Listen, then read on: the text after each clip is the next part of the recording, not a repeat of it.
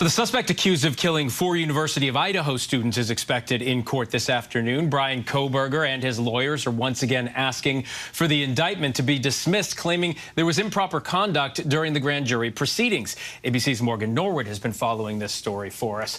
Morgan, what can we expect out of today's hearing? Yeah, Phil, it's good to be with you. So we are actually tracking 2 key hearings, and both of them are pretty similar. The first one is actually closed. It is sealed, so we may not know immediately what's going to happen with that. But the second one, that one actually will get underway pretty shortly. That is at 4, so in less than an hour. But both, again, center around the defense trying to get these charges thrown out on behalf of Bryan Kohberger, right? There might be discussion about discovery. We might hear something about evidence, what the defense will have access to. But what we are really watching for today, Phil, is the scheduling conference. Of course, that is when a trial date could be set, in which these families are definitely tuned in and locked in to see what the date is going to look like for that.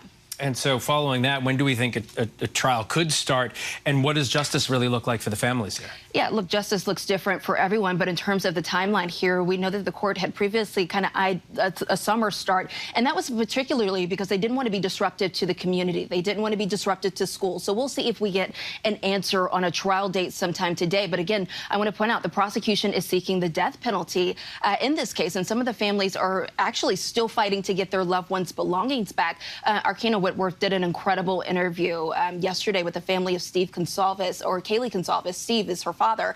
Here's what he told her in the efforts to get a digital copy of her phone records. Take a listen.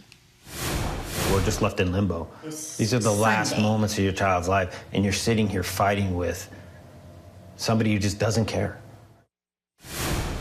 Yeah, so again, just imagine what this family has gone through. Not only just the murders and losing their children, but then the home was torn down. And so then they have this fight for evidence. And then now they're waiting to see if the suspect in their daughter's murder will face or go to trial, and what the timeline is going to be on all of that. And of course, we know that hearing gets underway pretty shortly at 4 o'clock. Arkana Whitworth will be in the courtroom, and she'll have much more on both of those hearings later today. Yeah, and for the families, this is all just part of a nightmare that continues. Yes.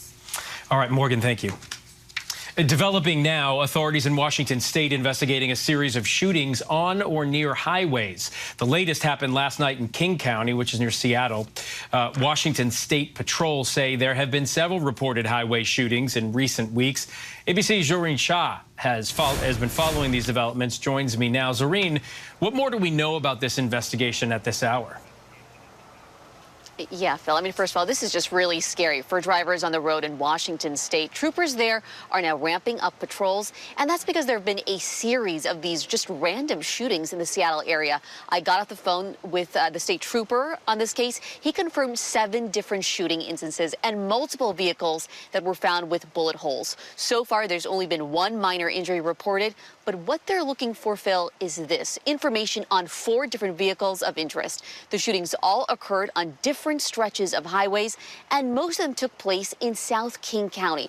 On January 19th, officials say a victim stated he was driving a Ford F-150 on West I-90 near Merced Island, and that is when he says a white Toyota 4Runner fired at his vehicle.